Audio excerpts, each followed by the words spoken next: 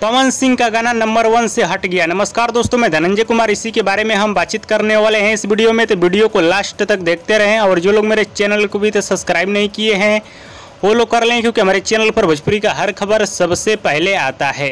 तो दोस्तों, हाल ही में भोजपुरी के पावर स्टार पवन सिंह का एक बहुत ही जबरदस्त गाना आया था स्त्री 2 फिल्म में, जिस गाने का नाम है आई नहीं। और पवन सिंह का ये गाना रिलीज होते ही पूरी तरह से बवाल और धमाल मचाना शुरू कर दिया, क्योंकि पवन सिंह के इस गाने पे बहुत तेजी से लाइक और व्यूज और कमेंट्स मिल रहा है। और गाने की व्यूज की बात की जाए तो जब मैं ये वीडियो बना रहा हूँ, पवन सिंह के इस गाने पे 83 मिलियन व्यूज अब तक मिल चुका है।